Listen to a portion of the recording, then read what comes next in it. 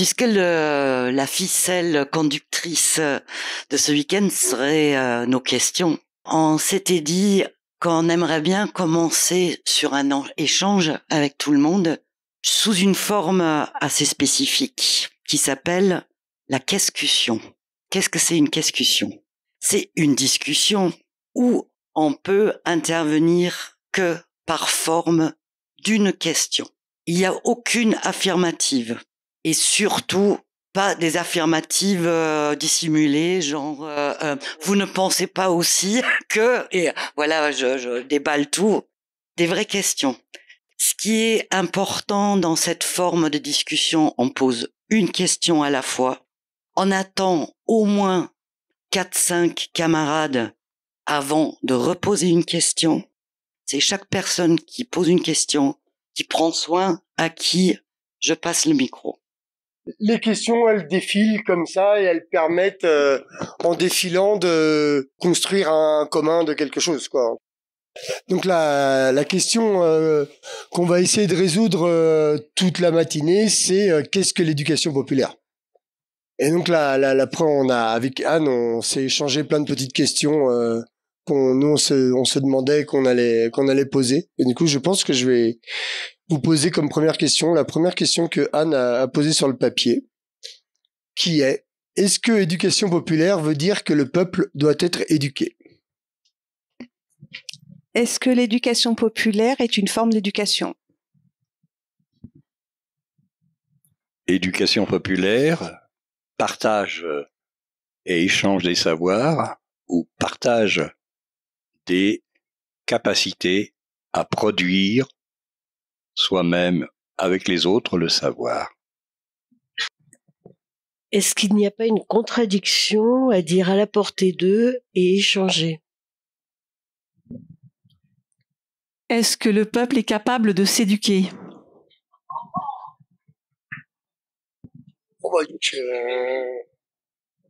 Y aurait-il une éducation qui ne soit pas populaire? Quels sont les objectifs de l'éducation populaire? Est-ce qu'il existe un peuple ou des peuples? Qu'est-ce qu'on entend exactement par peuple? Est-ce que les professeurs font partie du peuple?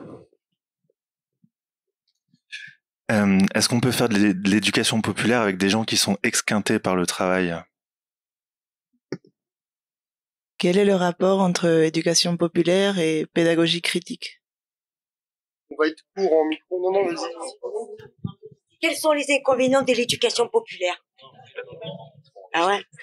Ah, d'accord. Quels sont les inconvénients de l'éducation populaire?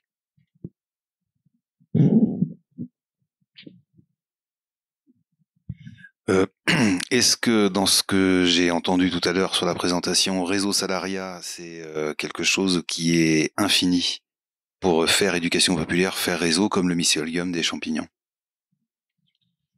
L'éducation populaire n'est-elle pas nécessairement liée à de l'action concrète, dans des luttes concrètes? Pourquoi c'est le mot éduquer qui a été choisi? Ça veut dire quoi, être éduqué, et être éduqué à quoi? Est-ce qu'on peut grandir sans éducation? L'éducation populaire est-elle nécessaire à l'émancipation? C'est quoi un savoir émancipateur? Est-ce qu'il peut y avoir une éducation populaire institutionnalisée, donc d'État? Est-ce qu'on trouve une origine à l'éducation populaire? Est-ce qu'il y a à partir de quand on s'est mis à y réfléchir, qu'on a trouvé cette expression? C'est qui voilà, une question un peu sur l'origine de cette idée. Est-ce qu'il y a une histoire depuis quand on parle de ça et pourquoi, en fait? Par rapport à l'éducation populaire et l'État, qui se rappelle de Christian Faure? Est-ce que l'éduc-pop est forcément lié au mouvement communiste ou au mouvement ouvrier? Comment on peut donner envie aux gens de faire de l'éducation populaire? Est-ce qu'il existe des équivalents d'éducation populaire dans les autres pays et comment ils appellent ça en fait? Quel est le contraire de l'éducation populaire?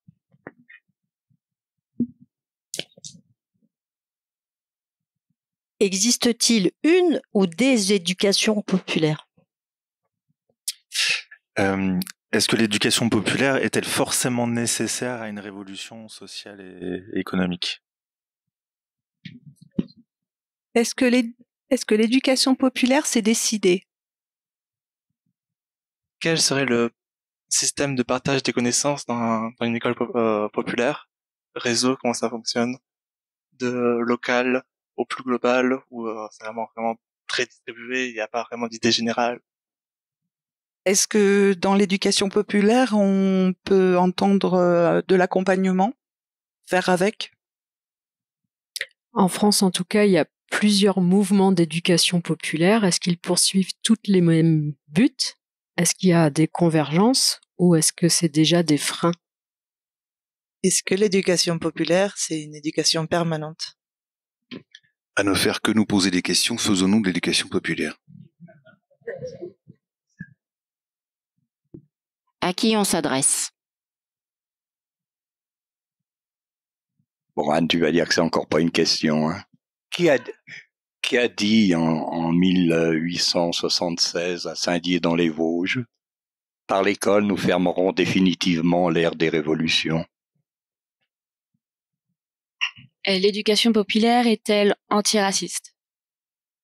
Tout le monde a-t-il intérêt à ce qu'il y ait éducation populaire? En réponse à qui s'adressons-nous? Qui sommes-nous? Est-ce qu'il y a une éducation populaire et une éducation bourgeoise? L'éducation populaire peut-elle être de droite? L'éducation populaire est-elle l'ennemi du savoir universitaire? N'y a-t-il pas eu, à la création de Réseau Salariat, en nommant association d'éducation populaire, la contradiction d'avoir un conseil d'administration? Ou plutôt, n'était-ce pas une mauvaise interprétation du mot association? Pourquoi l'école et l'université ne fonctionnent pas par éducation populaire? Est-ce que l'éducation populaire, ça marche? Le terme éducation n'est-il pas pour certains infantilisant? Est-ce que Freinet faisait de l'éducation populaire? Quels sont les lieux de l'éducation populaire? N'y a-t-il pas eu université populaire? Peut-on produire du savoir si on n'a pas du pouvoir? Pourquoi la dernière charte de l'éducation populaire signée par toutes les grosses associations historiques se résume à la culture? Dans l'éducation populaire, il y a populaire. Qu'est-ce que le peuple qui en fait partie et comment le définit-on? Comment organiser l'éducation populaire? Et par là, je rebondis sur l'autre question, faut-il réinvestir les universités populaires? Est-ce que l'éducation populaire, c'est d'abord une question de forme de l'éducation ou est-ce que ça concerne aussi le contenu et la matière de l'éducation? Qu'est-ce qu'une posture d'éducateur ou d'éduqué ou populaire? Est-ce qu'on doit forcément avancer par le savoir ou est-ce qu'on peut avancer par l'instinct aussi? Quel rôle joue une levée de la différenciation entre théorie et pratique dans l'éducation populaire? Qu'est-ce que c'est réussir une action d'éducation populaire et qu'est-ce qu'on ressent? Quel est le but visé par l'éducation populaire? Quelle est la place du corps dans l'éducation populaire? Quel est le rapport au corps dans l'éducation populaire? Quel est le lien entre éducation populaire et démocratie? Ne peut-on pas considérer l'éducation populaire comme une recette de cuisine?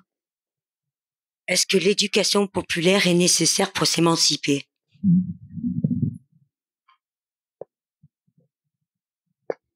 L'éducation populaire, est-ce apprendre, comprendre, s'instruire? Est-ce qu'on peut démanteler la maison du maître avec les outils du maître? Pour faire de l'éducation populaire, suffit-il de dire qu'on en fait? Est-ce qu'on s'intéresse à ce qu'en pensent les enfants? À côté de l'éducation populaire, y a-t-il la place pour un autre type d'éducation? Et si oui, laquelle? Est-ce qu'une libération, comment dire? J'ai oublié la question. Quel rôle jouent nos expériences de vie et de travail dans l'éducation populaire? Est-ce que la nécessité de l'éducation populaire vient du fait que nous serions des enfants politiques? Qu'est-ce que ça veut dire s'émanciper, et est-ce qu'on s'émancipe que en s'éduquant? Est-ce qu'une émancipation individuelle peut exister sans émancipation collective? L'éducation populaire est-il interdit aux moins de 18 ans? Dans l'éducation populaire, peut-on faire de l'analyse de pratiques, de nos pratiques, professionnelles ou personnelles? Peut-il y avoir des bons et des mauvais savoirs dans l'éducation populaire? L'éducation populaire a-t-elle besoin d'éducateurs et d'éducatrices? Qu'allons-nous faire de toutes ces questions?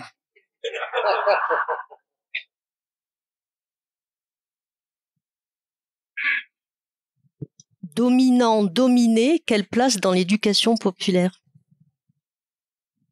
Peut-il y avoir émancipation économique et politique sans émancipation intellectuelle? Et vice-versa. Comment ça s'arrête? Non, ça c'est pas la vraie question. Est-ce que l'éducation populaire nuit au capitalisme? Est-ce que l'éducation populaire ne naîtrait pas dans les foyers de lutte, c'est-à-dire sans éducateurs? Qui n'a pas parlé? Faudrait-il éduquer les éducateurs? Est-ce que utiliser des outils participatifs ou coller des post-it suffit pour dire qu'on fait de l'éducation populaire? Faut-il éduquer les bourgeois et la bourgeoisie? Certaines méthodes de management n'exploitent-elles pas les méthodes d'éducation populaire? Est-ce que l'éducation populaire se fait obligatoirement selon la grille sociologique des rapports sociaux de domination? Si tu veux éduquer les bourgeois, tu veux les éduquer à quoi? Peut-on manipuler les gens avec l'éducation populaire? Est-ce que l'éducation populaire, ce n'est pas fatigant, et est-ce que quand on est fatigué, on peut faire de l'éducation populaire? Face à l'urgence des problèmes dans nos pays et mondiaux, a-t-on le temps encore de faire l'éducation populaire? L'éducation populaire doit-elle être attractive pour le plus grand nombre? Et si oui, comment la rendre attractive pour le plus grand nombre? Comment se former à l'éducation populaire? Existe-t-il un scénario dans lequel l'éducation populaire mènerait à la lutte armée? C'est là qu'on arrête les enregistrements ou... Juste comment, moi, à Réseau Salariat, je pratique l'éducation populaire et qu'est-ce que moi j'attends? Nouveau sujet. Peut-on régler les immenses problèmes que nous rencontrons sans éducation populaire?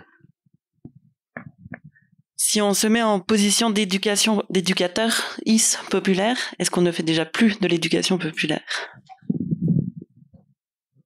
Quel rapport entre les réseaux sociaux et l'éducation populaire? Fichtre, c'était la même question. Les réseaux sociaux ne sont-ils pas le plus puissant moyen d'éducation populaire aujourd'hui?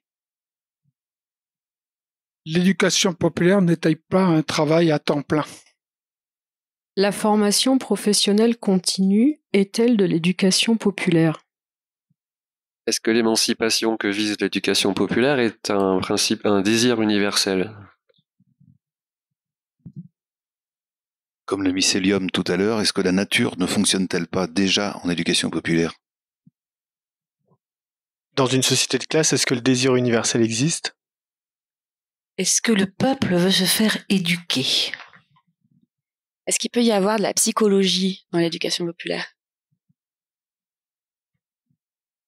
Je repose cette question. Qui est le peuple? Si l'éducation populaire est collective, c'est collectif. Qu'est-ce qu'on célèbre et de quelle manière? Peut-on faire de l'éducation populaire quand on est vacciné ARN messager? Est-ce que l'éducation populaire n'est pas à la fois partage et création de connaissances?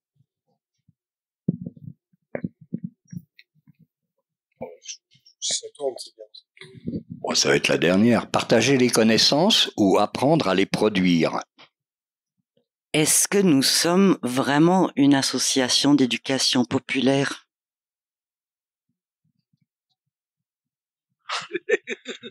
Je préfère ne pas la rappeler. L'éducation populaire est-elle constitutive de l'hégémonie culturelle?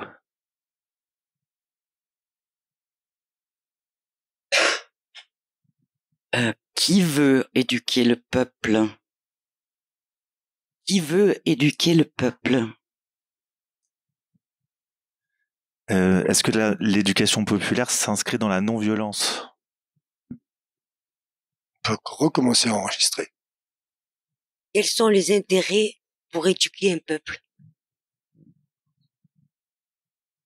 Quels sont les intérêts d'éduquer un peuple? Quel est l'intérêt que le peuple s'éduque? Pourquoi Réseau Salariat rencontre-t-elle des difficultés à faire de l'éducation populaire? Comment peut-on parler d'éducation populaire sans commencer par se l'appliquer à soi-même? Comment faire grandir le désir d'éducation populaire? Pourquoi, depuis que j'ai adhéré à Réseau Salariat, j'ai parfois des doutes que j'appartiens encore au peuple? Pourquoi s'enfermer à 1600 mètres d'altitude pour parler d'éducation populaire entre nous? Y a-t-il pas confusion entre l'idée qu'on s'en fait du peuple et le peuple lui-même? Y a-t-il une éducation populaire qui s'ignore? Si oui, laquelle? Et a-t-on intérêt à l'analyser, à l'observer pour peut-être en tirer des choses? Qu'est-ce qu'une fruitière ou une fraternelle?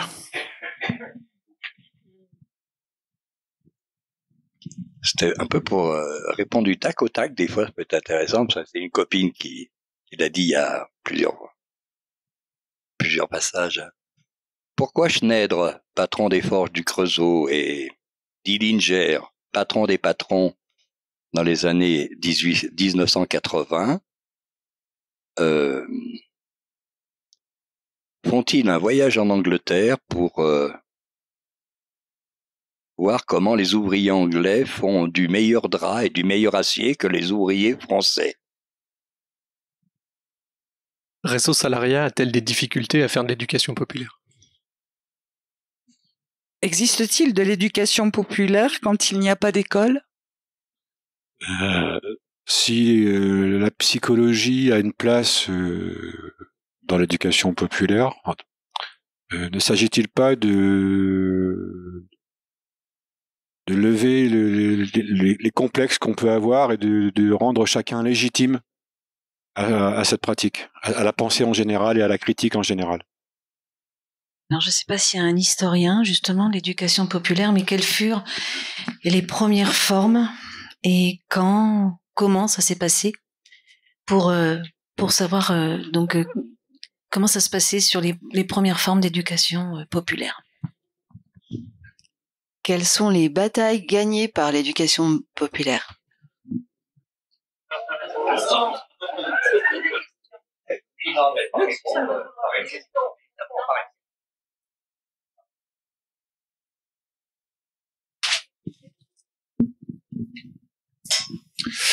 Est-ce que chercher à trouver trop de réponses théoriques n'est-elle pas bloquante à l'action?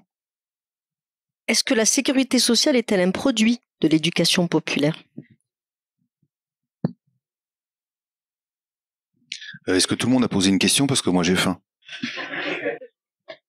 Comment éviter d'adopter une posture autoritaire ou ascendante? Et est-ce que c'est toujours possible d'être 100% pas autoritaire ou pas dans des postures ascendantes? Sommes-nous tous égaux devant l'éducation populaire? Est-ce que c'est pas les pratiques qui influent sur les idées plutôt que les idées sur les pratiques?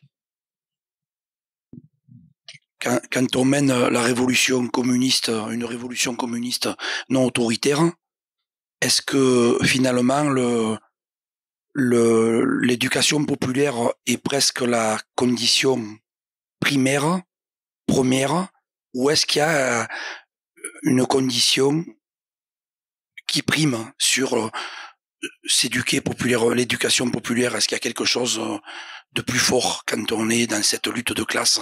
Voilà. Ou est-ce que c'est l'incontournable, le primaire, hein, voilà. Comme les primitifs, la condition primitive, on va dire. Voilà. Je n'ai pas de réponse, justement. Hein,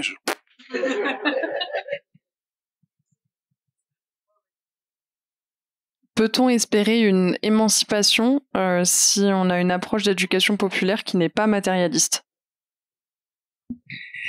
Est-ce que être en mouvement fait partie de l'éducation populaire? Est-ce que les grands moments de l'histoire n'ont pas été façonnés par des mécanismes non maîtrisés, non maîtrisables, et sur lesquels en fait on n'a pas forcément de pouvoir en fait? L'éducation populaire est transgressive, mais est-elle vraiment subversive et à partir de quel moment? Faisait-on de l'éducation populaire dans les cabanons des ronds-points? Au temps des gilets jaunes, j'en suis un. Hein. Pourquoi l'éducation populaire serait-elle plus vertueuse que le capitalisme?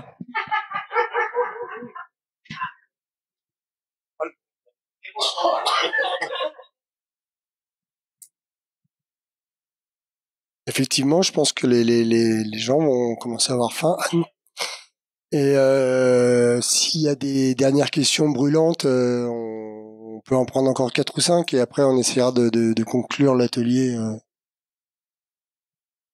A-t-on le droit d'utiliser des diaporamas dans une démarche d'éducation populaire? A-t-on le droit d'utiliser des diaporamas dans une démarche d'éducation populaire?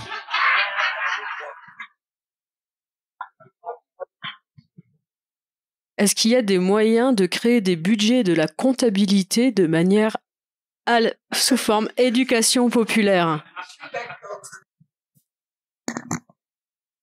Faut-il déconstruire la notion du genre pour construire de l'éducation populaire?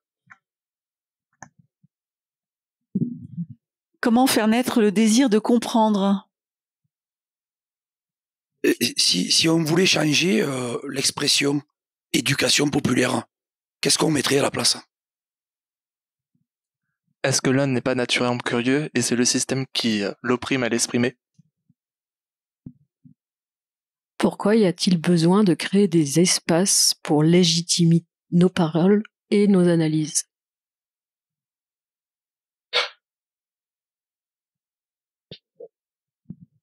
Est-ce que les parents font de l'éducation populaire?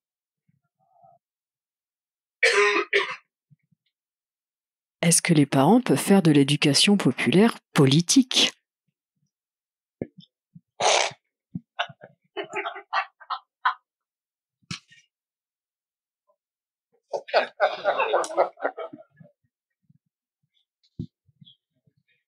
Éducation populaire, pollinisation ou fruits?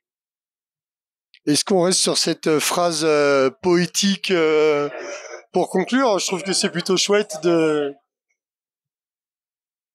Il y a forcément des gens qui n'ont pas parlé. Est-ce que les personnes qui n'ont pas parlé le regrettent à jamais et veulent se taire, ou est-ce qu'elles ont vraiment envie de s'exprimer? Non, on n'est pas obligé de parler. On s'arrête là.